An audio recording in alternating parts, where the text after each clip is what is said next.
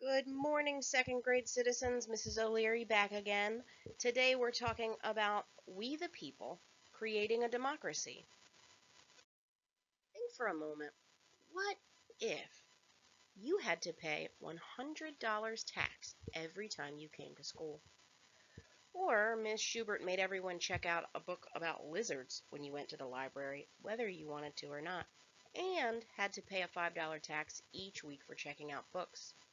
Or what if Miss Alice made everyone get PB&J for lunch in the cafeteria, even if you were allergic, and had to pay a $10 tax to sit at a table?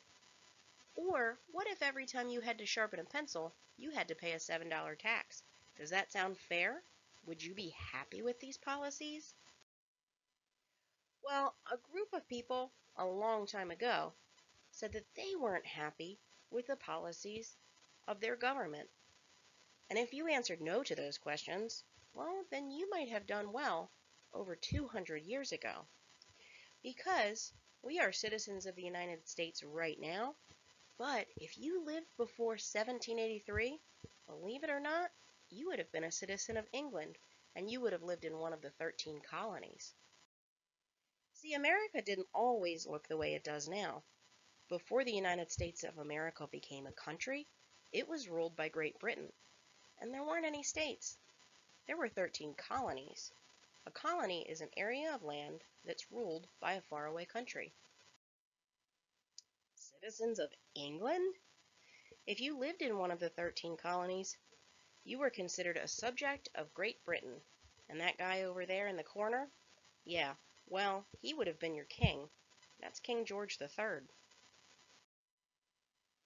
King George III ruled the American colonies from over 3,000 miles away in Great Britain. Colonists were very unhappy with the decisions that the king made for them. He charged them high taxes on things like tea, sugar, and even stamps. He forced the colonists to feed and take care of soldiers in their own homes. Can you imagine that? But worst of all, the king didn't let any of the colonists participate in the government and help make the decisions. They didn't have any choices over the laws or who controlled them. The colonists were not happy. So they decided to form their own government.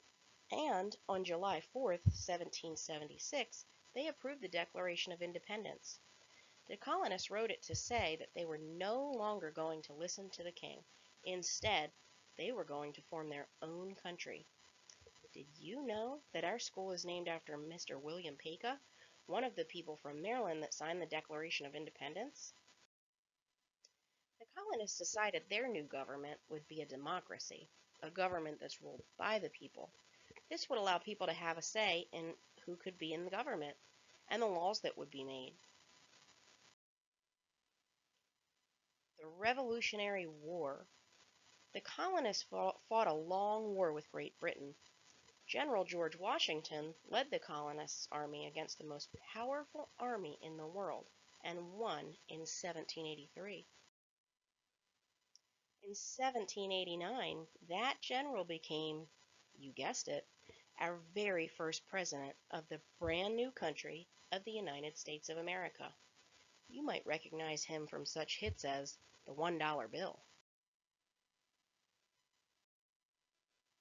So let's review. The colonists felt that they were not being treated fairly by King George III, so they fought for their independence from Great Britain to create their own country with its own government. They created a democracy, a government ruled by one person, or by the people, and not just one person. Did you know that the first American flag looked like this? Count the number of stripes and the number of stars.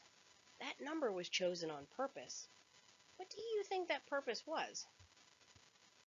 Your assignment. Choose one of the following questions to answer in your journal. Have you ever been treated unfairly or saw someone else being treated unfairly? What did you do to try and solve the problem? Or is it better to make your own rules or to have someone make them for you? Why do you think so? Remember to have your parents send your teacher images of your responses.